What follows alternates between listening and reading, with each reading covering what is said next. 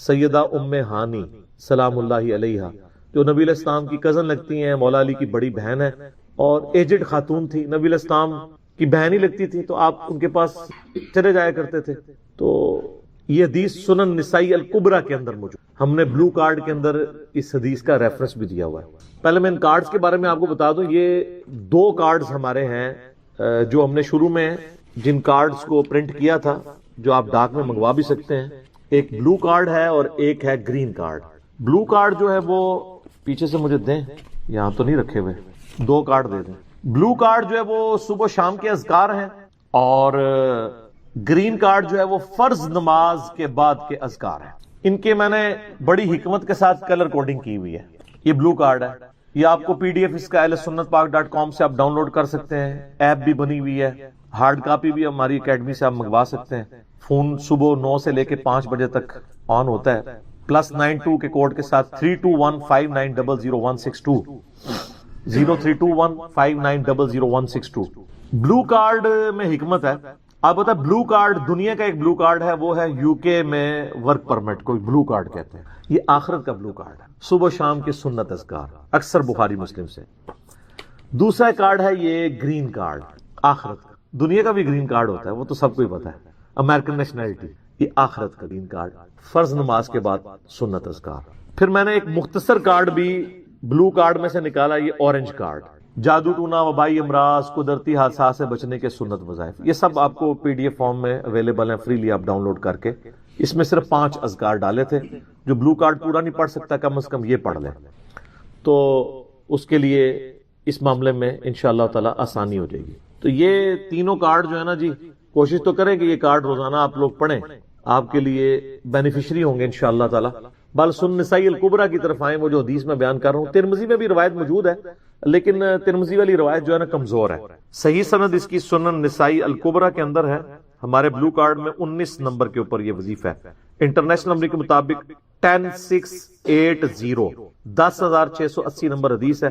سیدہ ام ہانی کہتی ہیں، یا رسول اللہ میں بوڑھی ہو گئی ہوں، لمبے وظیفے مجھ سے کوئی نہیں ہوتے، مجھے کوئی ایک وظیفہ ایسا بتا دیں جو میں کر لوں، میرے لیے کفایت کرے۔ سر جو وظیفہ پھر لیا ہے نا مولا علی کی بہن نے، وہ ایسا وظیفہ ہے کہ مجھے ابھی تک اتنا تگڑا اور کوئی وظیفہ نہیں احادیث میں نظر آیا جس کی اتنی فضیلت ہو۔ آپ علیہ السلام نے فرمایا 100 دفعہ روزانہ سبحان اللہ پڑھ لیا کرو، تمہیں 100 غلام آزاد کرنے کا ثواب ملے۔ سر روزہ اگر آپ توڑ بیٹھیں تو ایک غلام آزاد کرنا پڑتا ہے، تو 100 روزوں سے بھی کے برابر یہ آپ سمجھ لیں۔ 100 دفعہ الحمدللہ پڑھ لیا کرو، تمہیں 100 گھوڑے اللہ کی راہ میں جہاد کے لیے بھیجنے کا ثواب ملے۔ 100 دفعہ اللہ اکبر پڑھ لیا کرو، تمہیں 100 اونٹ اللہ کی راہ میں بھیجنے کا، قربان کرنے کا، نہر کرنے کا ثواب ملے گا۔ 100 اونٹ، سر ایک اونٹ کی قیمت آلموسٹ 2-2.5 لاکھ کروڑوں روپے کا وظیفہ ہے جی، ملینز آف ڈالرز کا یہ وظیفہ ہے فری میں۔ اور 100 دفعہ لا الہ الا اللہ پڑھ لیا کرو، یہ زمین و آسمان کے درمیان جتنا فاصلہ ہے اس کو ثواب سے بھر دے۔ سر لا الہ الا اللہ کے پھر برابری کون کر سکتا ہے؟ وہ حدیث بطاقہ ہے نا، کاغذ کے پرزے والی حدیث جامع ترمذی میں، کہ ایک شخص کے 99 دفاتر گناہوں کے کھولے جائیں گے اور نامہ مال تل رہا ہوگا، تو اللہ تعالیٰ فرمائے گا میں کسی کے ساتھ ناانصافی نہیں کرتا۔ دوسری طرف ایک کاغذ کا ٹکڑا ڈالا جائے گا جس پہ لا الہ الا اللہ لکھا ہوگا۔ وہ شخص کہے گا یہ ایک ٹکڑا کیا کر سکتا ہے، بس وہ رکھنے کی دیر ہوگی، وہ پڑھنا بھاری ہو جائے گا۔ اللہ کے نام سے تو وزنی کوئی چیز نہیں ہو سکتی، اسے کہتے ہیں کاغذ کے پرزے والی حدیث، اس کے لیے جنت کا حکم ہو جائے گا۔ لا الہ الا اللہ کا مقابلہ نہیں ہے۔ تو یہ 4 وظیفے ہیں، سبحان اللہ، الحمدللہ، اللہ اکبر، لا الہ الا اللہ۔ یہ اتنا محبوب وظیفہ ہے کہ جو سنن نبی داؤد میں، جامع ترمذی میں صلاۃ و تسبیح والی حدیث ہے، اس میں 300 دفعہ کون سے کلمات پڑھے جاتے ہیں؟ یہی سبحان اللہ والحمد للہ ولا الہ الا اللہ واللہ اکبر، بس اتنا ہی پڑھنا ہوتا ہے۔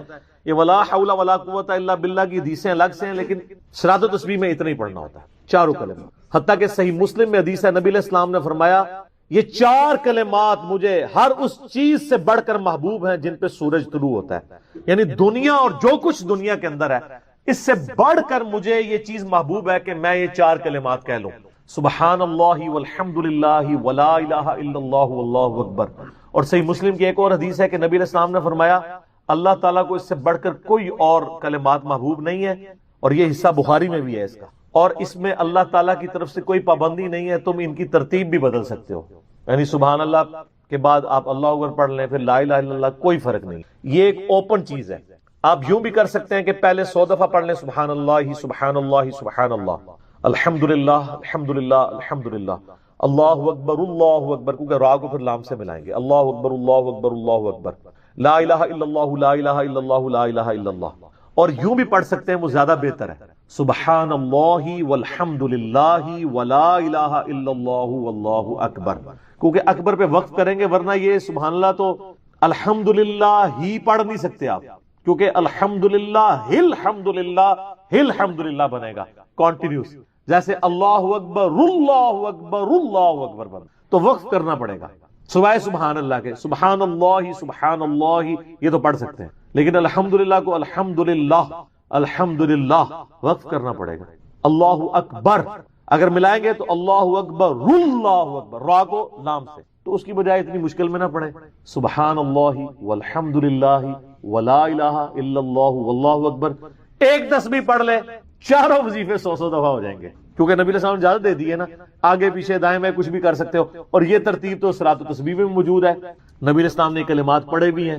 آپ کو پتہ ہے تبلیغی جماعت والے 3 وظیفے بتاتے ہیں، ویسے بڑی سمجھداری سے ہی کسی نے وہ ڈیوائز کیے ہوئے ہیں. 100 دفعہ وہ یہ بتاتے ہیں سبحان اللہ والحمد للہ ولا الہ الا اللہ واللہ اکبر، وہ ساتھ وہ بتاتے ہیں ولا حول ولا قوت الا باللہ، وہ بھی پڑھ سکتے ہیں، وہ بھی صحیح بخاری میں رات کو اٹھتے وقت کی دعا ہے. ہل علی العظیم تک بھی پڑھ سکتے ہیں، وہ ابن ماجہ میں موجود ہے. میرا ایک یوٹیوب پہ کلپ ہے 6 کلموں کا ثبوت، تو میں نے بتایا 4 کلمے ثابت ہیں، 2 مولویوں کے لکھے ہوئے ہیں آخری والے جو ہیں. تو بلکہ وہ میرا بیٹا تو وہ اس کے وہ کورس میں آیا تو اس نے وہ 2 یاد ہی نہیں کیے، تو اس کو ماں کہہ رہی یاد کرو، کہتی وہ کہتا ثابت ہی نہیں ہے تو کیوں سارے یاد کر. ہم ریکویسٹ کریں گے، ہمارے پاس بھی وہ کورس اسلامیات کا جو ہے نا اس کو ریویو کرنے کے لیے بھیجا ہوا ہے ہماری اکیڈمی میں انہوں نے، تو ہم اس میں ان کو ریکویسٹ کریں گے کہ یہ آخری 2 کلمے نکال دیں، پہلے 4 کلمے ثابت ہیں.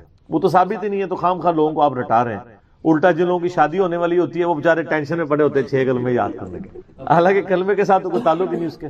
تو یہ جو صلاۃ و تسبیح کے اندر بھی پڑھا جاتا ہے، لیکن اس میں لا حول ولا قوت الا باللہ نہیں، وہ تو لادہ سے بخاری مسلم میں حدیث ہے کہ جنت کے خزانوں میں سے ایک خزانہ ہے لا حول ولا قوت الا باللہ. تو آپ پڑھنا چاہتے ہیں ضرور پڑھیں، اس میں وظیفے کے طور پہ آپ پوری تسبیح اس کی پڑھ لیں بے شک. تو تبلیغ جماعت والے یہ بتاتے ہیں 100 دفعہ درود شریف بتاتے ہیں اور 100 دفعہ استغفار بتاتے ہیں، تو بہت انٹلیکچوئل چیز ہے.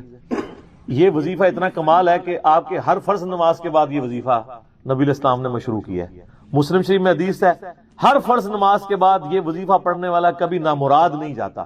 33 دفعہ سبحان اللہ، 33 دفعہ الحمدللہ اور 34 دفعہ اللہ اکبر. اور ایک حدیث میں ہے مسلم شریف کی کہ جو پڑھے 33 دفعہ سبحان اللہ، 33 دفعہ الحمدللہ، 33 دفعہ اللہ اکبر اور 100 کا عدد پورا کرنے کے لیے پڑھ لے لا الہ الا اللہ وحدہ لا شریک لہ لہ الملک ولہ الحمد وہو علی کل شیء قدیر. 100 کا عدد اس سے بھی پورا کر سکتے ہیں اور 100 کا عدد اللہ اکبر کہہ کے بھی پورا کر سکتے ہیں، تو اس کے سارے گناہ معاف کر دیے جائیں گے، اگرچہ سمندر کی جھاگ کے برابر ہی کیوں نہ ہو. لیکن وہ صغیرہ گناہ، کبیرہ گناہ صرف توبہ سے معاف ہوتے ہیں. وہ صحیح مسلم میں حدیث ہے کہ اگر بڑے گناہوں سے بچا جائے تو ایک جمعے سے دوسرا جمعہ، ایک رمضان سے دوسرا رمضان اور ایک نماز سے دوسری نماز درمیان کے گناہوں کا کفارہ بن جائے گی. لیکن جو نماز ہی نہیں پڑھتا تو جمعہ پڑھتا رہے تو وہ تو بڑے گناہوں سے نہیں بچا ہوا نا. مسلم شریف میں حدیث ہے بندے کے کفر اور اسلام کے درمیان فرق نماز ہے. یہ نہ ہوگا ایک رمضان پڑھ لے اگر رمضان کے بھی چلے سارے، نہیں نہ، اس طرح نہیں ہوگا. تو یہ وظیفہ اتنا کمال ہے، بخاری مسلم دونوں میں حدیث ہے. کچھ غریب صحابہ حضور کے پاس ہے، یا رسول اللہ ہر مقابلے میں ہم برابری کر لیتے ہیں امیر اصحاب کی، وہ روزے رکھتے ہیں ہم بھی روزے رکھ لیتے ہیں، وہ نمازیں پڑھتے ہیں ہم بھی نمازیں پڑھ لیتے ہیں، وہ جہاد کرتے ہیں ہم بھی جہاد کر لیتے ہیں، ایک معاملے میں آ کے ہم مارے جاتے ہیں. قرآن میں بار بار ہے اللہ کی راہ میں خرچ کرو، ہم تو خود ہی غریب ہیں، تو آپ ہمیں کوئی اس کا حل تجویز کریں. تو آپ فرمایا میں تمہیں ایک ایسی چیز بتاتا ہوں کہ تم ان کی برابری کر لو گے. تم ہر فرض نماز کے بعد 33 دفعہ سبحان اللہ، 33 دفعہ الحمدللہ، 34 دفعہ اللہ اکبر پڑھ لیا کرو. یہ بخاری مسلم دونوں میں. کچھ دنوں کے بعد پھر وہ حاضر ہوئے، یا رسول اللہ وہ تو امیر صاحبہ کو بھی پتہ چل گیا، وہ بھی یہی کچھ پڑھ رہے ہیں. اب ہم کیا کریں؟ تسی تک لو جناب، تسی گرین کارڈ دے تے بلو کارڈ دے چکر پہ ہو، دنیا دے آخرت کے نہیں. صحابہ کرام آخرت کے بلو اور گرین کارڈ کی بات کر. تو نبی علیہ السلام مسکرائے، آپ نے فرمایا ذالک فضل اللہ یؤتی من یشاء، یہ اللہ کا فضل ہے، میں تو اللہ کا فضل نہیں روک سکتا. ٹھیک ہے نا؟ تو ظاہر گیون سرکمسٹانسز اللہ کے دیے ہوئے ہیں، اس کے اندر آپ بیسٹ پرفارم کرنے کی کوشش کریں. اللہ کے فضل کو تو کوئی روک نہیں لگا سکتا نا. کوئی یہ نہیں کہہ سکتا کہ جی وہ یعنی تیرے ہوتے جنم لیا ہوتا کیوں نہیں ہوا. ہو سکتا ہے ابو جہل ہی ہوتا. تو جس حال میں اللہ نے رکھا ہے اسی کو آپ بہتر سمجھیں. تو اس طرح کی کئی احادیث ہیں جو ان وظیفوں کو سپورٹ. اچھا مسلم شریف میں ایک حدیث میں یہ بھی آیا کہ 10 دفعہ سبحان اللہ، 10 دفعہ الحمدللہ اور 10 دفعہ اللہ اکبر. اگر کسی کے پاس ٹائم تھوڑا ہے نا تو فرض نماز کے بعد یہ بھی پڑھ سکتے. 10 دفعہ بھی وظیفہ یہ والا کیا جا سکتا. ایک بڑی رکت انگیز حدیث ہمارے یوسف بھائی نے اس پہ کلپ بھی بنایا ہے، صفین کی راتوں میں. بخاری مسلم دونوں میں حدیث ہے. مولا علی علیہ السلام خود روایت کر رہے ہیں. وہ کہتے ہیں کہ نبی علیہ السلام کو جب اللہ نے کچھ شادگی دی، کچھ غلام آپ کو گفٹ ملے، تو میں نے فاطمہ سے کہا کہ تم پورا دن گھر کی صفائی کرتی ہو، چکی چلاتی ہو. اس کی وجہ سے ان کے ہاتھ پہ بھی نشان بن گئے تھے. اس طریقے سے سامان اٹھا کے لاتی تھی تو وہ رسی کے نشان یہاں پڑے ہوئے تھے. تو نبی علیہ السلام سے جا کے جو ہے وہ ایک غلام ڈیمانڈ کر لیتے ہیں جو ہمیں ذرا ہیلپ آؤٹ کر دے گا. جب سب کو مل رہا ہے تو ہمیں بھی مل جائے گا. تو سیدہ فاطمہ حاضر ہوئی. یہ حدیث بخاری میں بھی ہے، مسلم میں بھی. تو حضور علیہ السلام کے پاس گئیں، بات نہیں. طبیعت میں تربیت کس کی تھی سر؟ بولڈنس نہیں تھی وہ والی. حالانکہ باپ ہے اور حضور کو پتا تھا اپنی بچی کی عادت. تو وہ گئیں، بات نہیں کر سکی، واپس چلی گئی.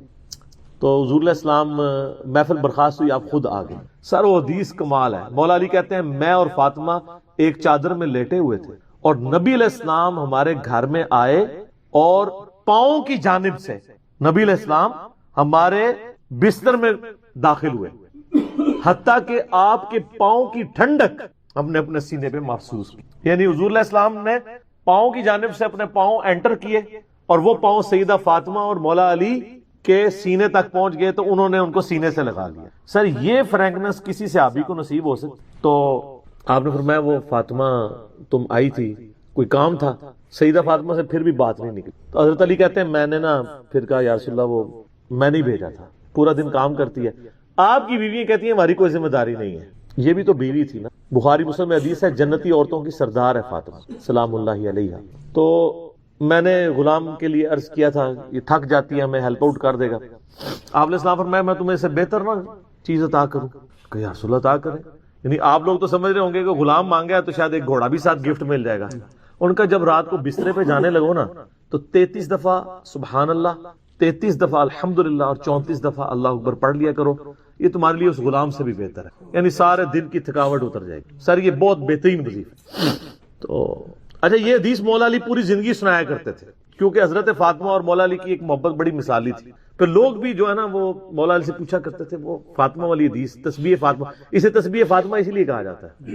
تو یہ حدیث جب بیان کی مولا علی نے تو آگے نے تابعین نے پوچھ لیا، بخاری مسلم دونوں میں کہ حضرت علی کہتے ہیں کہ وہ دن ہے آج کا دن ہے، میں نے کبھی یہ وظیفہ چھوڑا نہیں ہے. سر استقامت تو خود مل جاتی ہے. جس کے بسترے میں جا کے نبی علیہ السلام وظیفہ سکھا رہے ہوں تو وہ پوری زندگی اس واقعے کو کبھی بھول سکتا ہے کہ مجھے خود آ کے میرے بسترے میں آ کے اور حتیٰ کہ آپ کے قدم مبارک میرے سینے سے لگے تھے، اس حال میں حضور نے مجھے یہ تحفہ دیا ہے، وہ تحفہ کوئی بھلا سکتا ہے؟ تو تابعی نے کہا کہ مولا علی سے کہا کہ کیا جنگ صفین کی راتوں میں بھی آپ یہ وظیفہ پڑھا کرتے تھے جب مسلمانوں پہ اتنا مشکل وقت تھا، آپ میدان جنگ میں تھے؟ آپ دیکھیں 30 سال کے بعد مولا علی کو تلوار دوبارہ اٹھانا پڑی اسلامی نظام کو بچانے کی. تو مولا نے کہا ہاں صفین کی راتوں میں بھی میں نے کبھی یہ وظیفہ نہیں چھوڑا.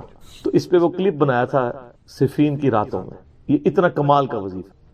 اللہ تعالیٰ ہمیں اس وظیفے پہ استقامت دے اور کچھ نہ کر سکیں یہ ضرور کیا کریں. بخاری مسلم میں حدیث ہے، عائشہ کہتی ہیں نبی علیہ السلام نے فرمایا کہ اللہ تعالیٰ کو سب سے بڑھ کر محبوب عمل وہ ہے جو مستقل مزاجی سے کیا جائے خواہ تھوڑا ہی کیوں نہ ہو، بنسبت اس عمل کے جو بہت زیادہ ہو لیکن مستقل مزاجی سے نہ ہو.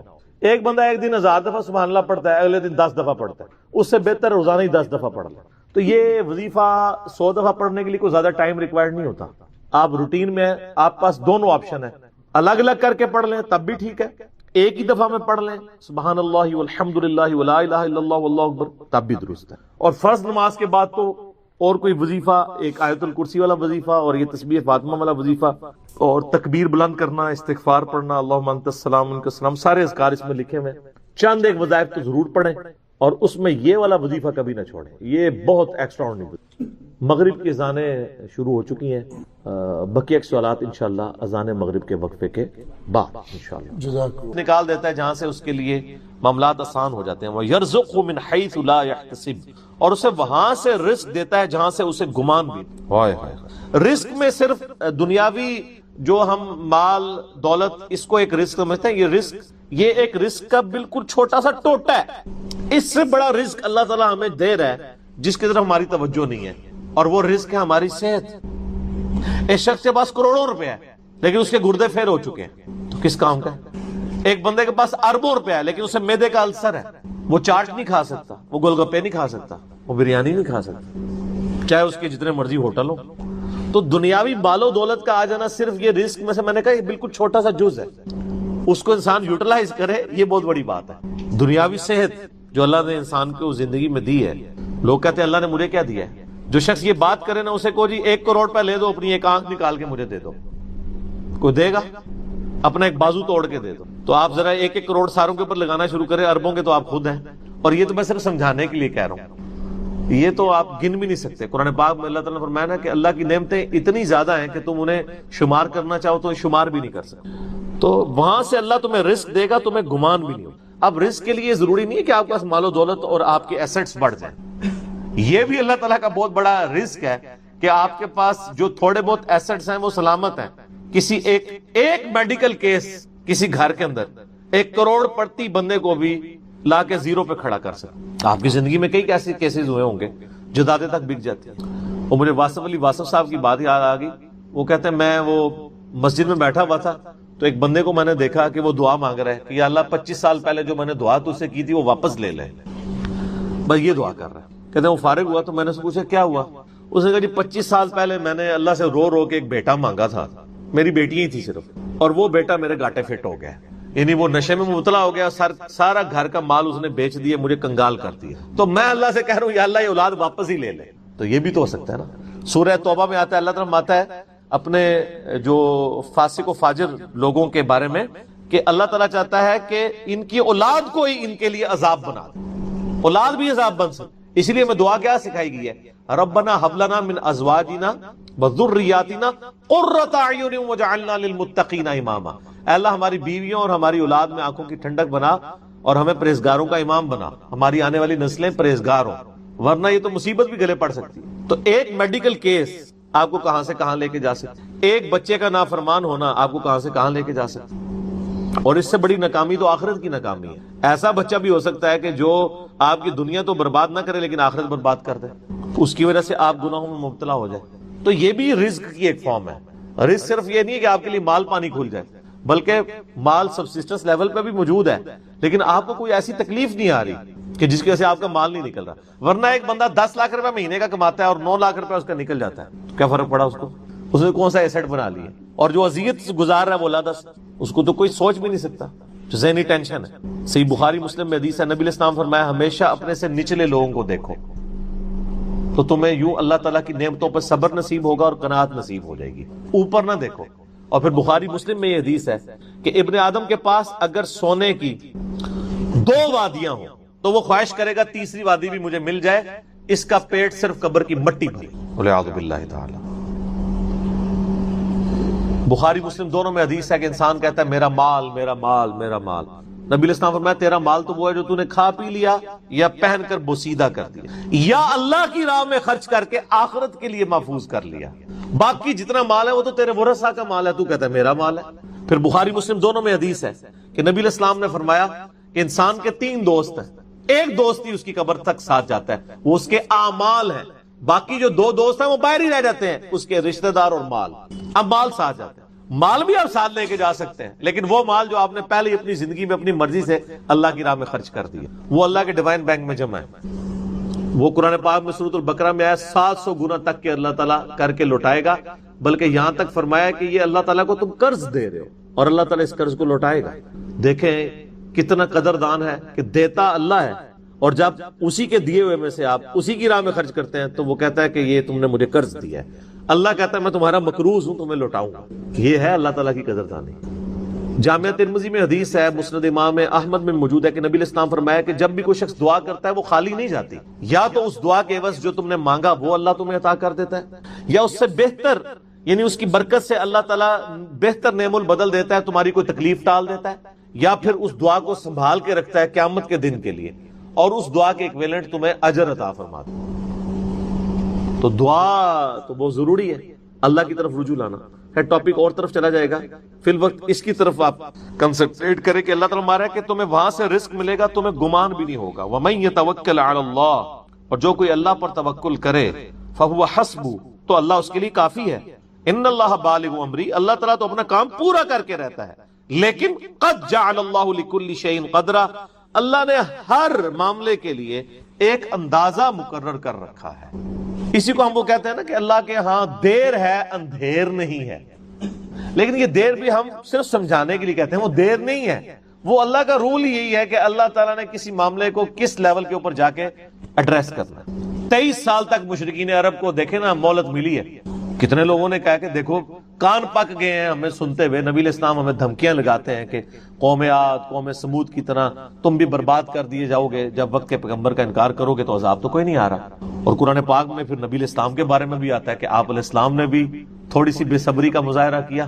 سورۃ الانعام کے سٹارٹ میں آپ پڑھ کے دیکھ لیں تو اللہ تعالیٰ نے پھر جلال فرمایا کہ اے نبی تم چاہو تو جاؤ زمین میں کوئی سرنگ تلاش کر لو یا آسمان میں کوئی سیڑھی لگا کے ان کی مرضی کا معجزہ انہیں لا کے دکھا دو.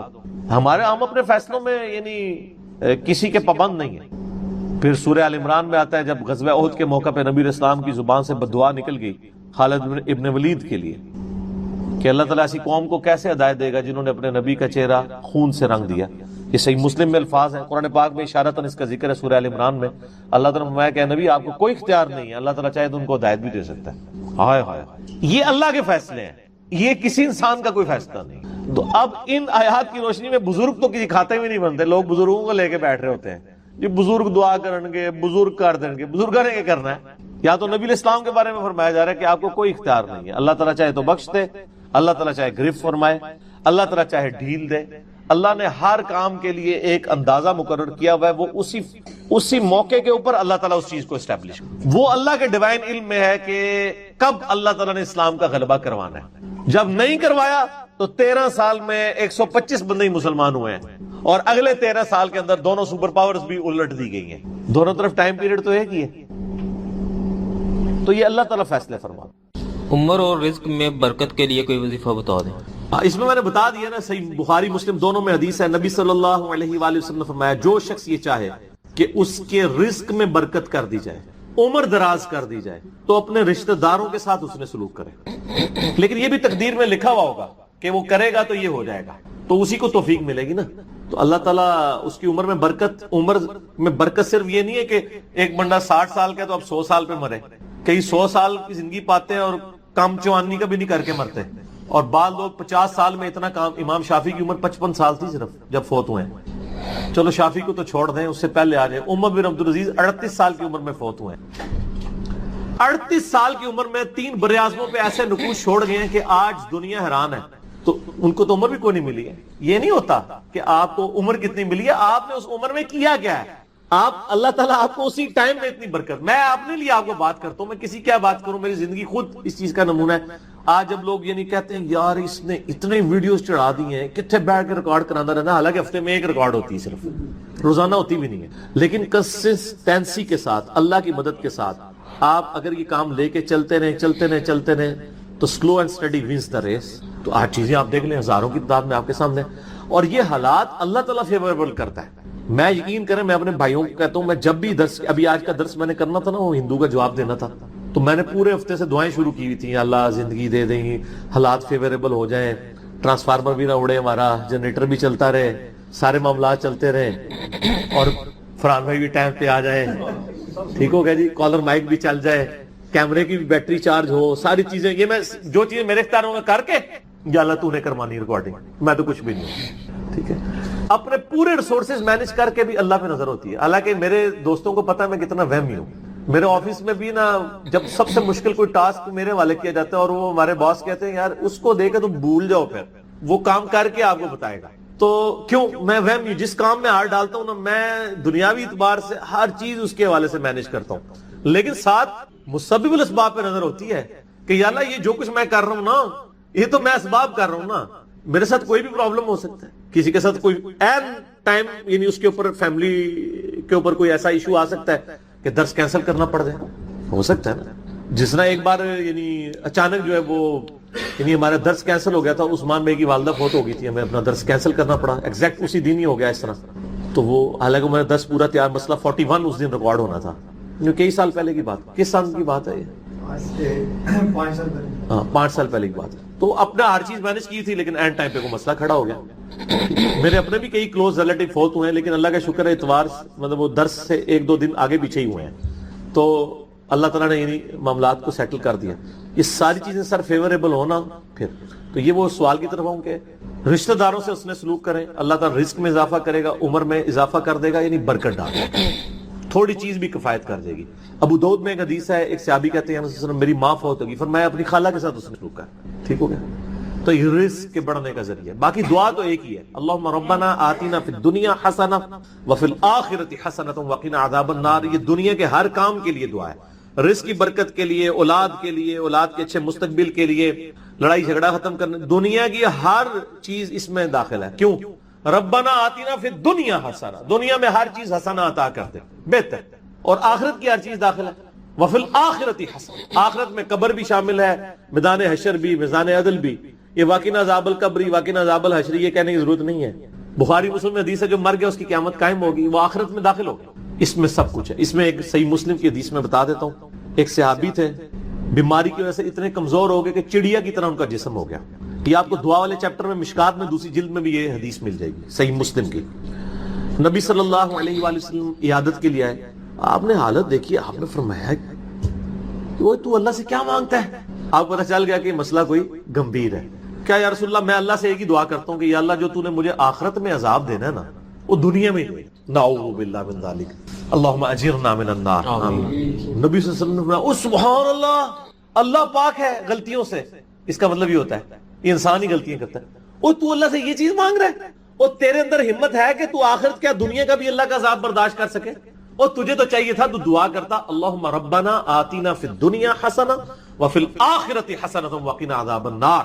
وہ دنیا اور آخرت میں، یہ فنیٹک وہ صوفیہ والا کنسیپٹ نہیں، ٹھیک ہے، دنیا میں گگڑے بن کے رہو اور اس طریقے سے جوئیں بھی ڈلی رہے اور کپڑے بھی اتارے رکھو اور پہنچے ہوئے بزرگ، یہ پتہ لگا کتنے پہنچے نے، ٹھیک ہے۔ تو وہ صحابہ کہتے ہیں جب انہوں نے یہ دعا کی نا تو چند ہی دنوں میں وہ اس طرح صحیح ہو گیا جیسے مردہ زندہ ہو جاتا ہے اس دعا کرنے کی۔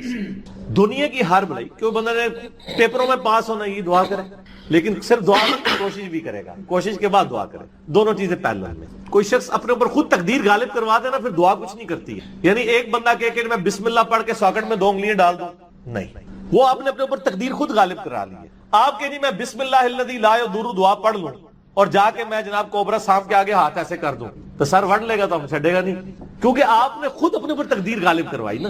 جب آپ اپنے اوپر خود تقدیر غالب کرواتے ہیں، آپ بسم اللہ الذی لا یضر پڑھ کے، یہ تو نہیں کہ اسٹیئرنگ سے ہاتھ اٹھا لیں اور آگے بند کر لیں تو جا کے ٹھوکیں گے سیدھے۔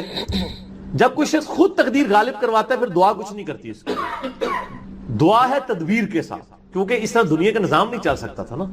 تو یہ ان دعاؤں کا یہ ہوگا کہ جو ناگہان، اسی لیے آپ دیکھیں حدیث کے الفاظ کیا ہیں کہ ناگہانی آفت، خود لائی ہوئی آفت نہیں، ناگہانی آفت۔ آپ جا کے سانپ کے بل میں جا کے ہاتھ کو سیڑ دیں اور آپ کے میں نے پڑھا اعوذ بکلمات اللہ التامات من شر ما خلق، کچھ بھی نہیں ہونا، کیونکہ آپ نے اس دعا کی خود وائلیشن کر دی ہے۔ ناگہانی آفت ٹلے گی، ٹھیک ہو گیا، اور جو آپ اپنے اوپر خود طاری کریں گے وہ نہیں ٹلنے گی، وہ اس طریقے سے نہیں ٹلے گی۔ اس لیے یعنی یہ دعائیں وغیرہ پڑھیں، اس کے بعد تدبیر بھی کیا کریں۔ ویسے ہم باقی معاملات میں کرتے ہیں، کسی شخص نے صرف دعا پڑھ کے اپنا پیٹ نہیں بھرا، نہ پیاس بجھائی ہے، ہمیشہ کھانا بھی کھاتے ہیں، پانی بھی پیتے ہیں، اور ان کو کہتے ہیں اسباب بھی ساتھ رکھیں، ٹھیک ہو گیا جی۔ وما من دابۃ فی الارض، اور زمین پہ چلنے پھرنے والی کوئی بھی مخلوق ایسی نہیں ہے، الا علی اللہ رزقها، مگر یہ کہ اس کا رزق اللہ کے ذمہ کرم کے اوپر ہے۔ ہمیں تو چند ایک مخلوقات نظر آ رہی ہیں نا جن کا رزق آپ دیکھ رہے ہیں۔ ابھی اگر آپ کو ویل مچھلی کا رزق بتایا جائے جو پیسیفک میں اور اٹلانٹک میں آج بھی ہزاروں کی تعداد کے اندر ہے، ایک چھوٹی ویل مچھلی بھی ایک وقت کا 500 کلو گوشت کھا جاتی ہے، 500 کلو۔ اور جو بڑی ویل مچھلی ہیں وہ تو آپ چھوڑ دیں، 30 ہاتھیوں کے برابر بھی ویل مچھلی ہے، اتنی بڑی بڑی ویل مچھلی ہیں، 30 ہاتھی 30 ان کے برابر ایک ویل مچھلی، اس کا رزق بھی اللہ تعالیٰ پورا کر رہا ہے۔ آپ کو تو بس چڑیاں نظر آ جاتی ہیں زیادہ، تو کسی کے دماغ میں آ سکتا ہے کہ یار چڑیوں کا رزق اللہ پورا کر رہا ہے، تو زیادہ اتنا ہی دماغ میں رزق آتا ہے۔ آپ ذرا ان جانوروں کے بارے میں سوچیں، اتنے بڑے بڑے جانور سمندر کے اندر، خشکی میں تو اتنے بڑے جانور ہی نہیں ہیں جتنے پانیوں کے اندر موجود ہیں، اور ان تمام کے رزق کی ذمہ داری اللہ تعالیٰ نے لی ہوئی ہے. لیکن یہ رزق کی ذمہ داری ہے کوشش کے ساتھ جڑی ہوئی ہے. یہ نہ سمجھیں کہ ویل مچھلی کے منہ میں آگے اللہ تعالیٰ کوئی چیز ڈال دیتا ہے، نہیں، کوشش کرنی پڑتی ہے. انسان کو بھی کوشش کرنی پڑتی ہے. اللہ نے دنیا کو اسباب کے ساتھ جوڑا ہوا ہے. ہاں، کوشش کرو گے رزق ملے گا. پوٹینشلی رزق اللہ تعالیٰ نے قیامت تک کے لیے اس پلانٹ ارتھ پہ رکھ دی ہے. دیکھیں، آج سے آلموسٹ 200 سال پہلے تک تو کسی کو پتہ ہی نہیں تھا کہ زمین میں انرجی کا اتنا بڑا خزانہ موجود ہے تیل کی شکل میں. 1853 میں وہ پہلا کنواں پنسلوینیا میں امریکن سٹیٹ کے اندر دریافت ہوا تھا. کرنل ایڈون نے کیا تھا. اتنی ماشاءاللہ مٹھی داڑھی تھی، ہے کرسچن تھے ویسے وہ. اور عرب ملکوں میں وہ تو 20ویں صدی کے اندر تیل نکلا ہے. 1960 کے قریب جا کے یہ تیل نکلا ہے عرب ملکوں میں. اب میرا سوال یہ ہے کہ 1300 سال تک سارے بزرگان دین آج عمرے کے لیے جاتے رہے. جو نیچے نگاہ مارتے تھے تو ساتوں زمینیں کراس اور اوپر عرش پہ نگاہ پہنچتی تھی. کسی بزرگ کو تیل نہیں نظر آیا عرب کی سرزمین میں. ایسے بزرگوں سے جان چھڑا سکتے تھے، اتنے تے گئے نہیں ہون گے، مکے مدینے تے گئے سن نا، وہ تو لنگے نے نا، کسی نے تیل نظر آیا. دنیا کو اللہ نے بقدر ایفرٹ رکھا ہے. اور یہ بھی اب مزید کوئی 50-60 سال کا تیل رہ گیا. پھر آنے والی دنیا ذکر کرے گی کہ انسانیت نے 250-300 سال ایسے دیکھے ہیں کہ اللہ نے ان کو ایک ایسا خزانہ دیا تھا کہ جس کو یوز کر کے ٹرینیں چلتی تھیں، ہوائی جہاز اڑتے تھے، اور وہ زمین سے تیل نکلا تھا. بعد کے لوگوں کے لیے تو ابھی پرابلم ہے ظاہر ہے، اسی لیے تو اب بیٹریوں کی طرف، سولر کی طرف شفٹ ہو رہے ہیں. لیکن بہرحال سولر ہو یا بیٹریاں ہوں، وہ تیل کا تو مقابلہ نہیں کر سکتی. آپ کو 1 لیٹر پیٹرول جو انرجی دیتا ہے، وہ انرجی بنانے کے لیے تو آپ کو کتنا بڑا ایریا چاہیے سولر پینلز کا، تب وہ انرجی ملے گی.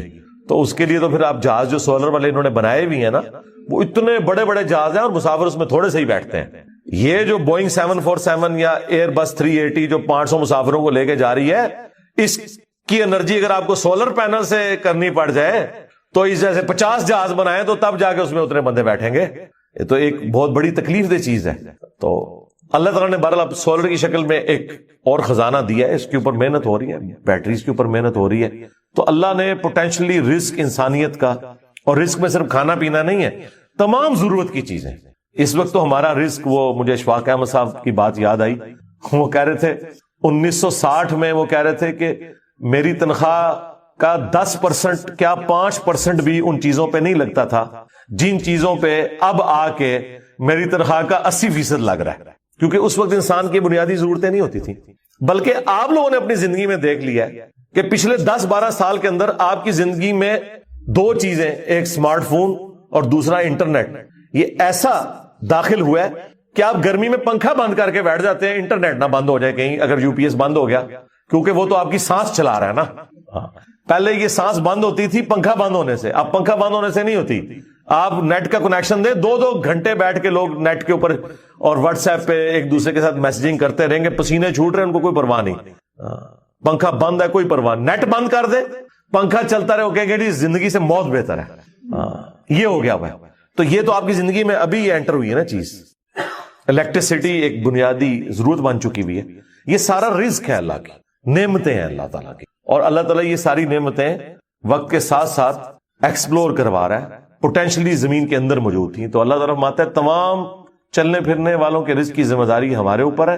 وَيَعْلَمُ مُسْتَقَرَّهَا وَمُسْتَوْدَعَهَا، اور اللہ تعالیٰ کو ہر جاندار کے ٹھہرنے کی جگہ بھی معلوم ہے، اور الٹیمیٹری جہاں اس نے سپرد ہونا ہے وہ جگہ بھی معلوم ہے. اللہ اکبر. ٹھہرنے کی جگہ تو آپ کو سمجھ آ رہی ہوگی کہ اللہ تعالیٰ کو یہ پتا ہے کہ کس انسان نے کہاں پہ رکنا ہے، کس شیر نے کس غار میں رہنا ہے، کس مگر مچھ نے کس میٹھے پانی میں گزارا کرنا ہے، کون سی ویل مچھلی کس سمندر میں ہے، اور کہاں کہاں اس نے اپنا وقت گزارنا ہے. صرف یہ اللہ کے علم میں نہیں، وَمُسْتَوْدَعَهَا، اس نے مر کے جہاں پہ جانا ہے وہ جگہ بھی اللہ کو معلوم ہے. کس کی قبر جو ہے وہ مٹی کا ڈھیر بننی ہے، کس کی قبر سمندر میں بننی ہے، کس کی قبر شیر کے پیٹ میں بننی ہے، کس نے ایئر کریش میں ہواؤں میں بکھرنا ہے. ہر بندے کا جو الٹیمیٹ انجام ہے وہ بھی اللہ تعالیٰ کو ہر مخلوق کا پتہ ہے. سورۃ النام میں تو آیا ہے کہ کوئی پتا نہیں گرتا نہ خشکیوں میں نہ سمندروں کے اندر، اور نہ کوئی دانا پھوٹتا ہے کسی زمین کی گہرائی میں مگر وہ اللہ کے علم سے. اور اللہ نے پہلے ہی لوح محفوظ میں لکھ لیا ہوا ہے کہ یہ ایسا. دیکھیں یہ بڑا کریٹیکل سوال ہے, یہ اکثر لوگ کرتے ہیں. میں نے وضو, غسل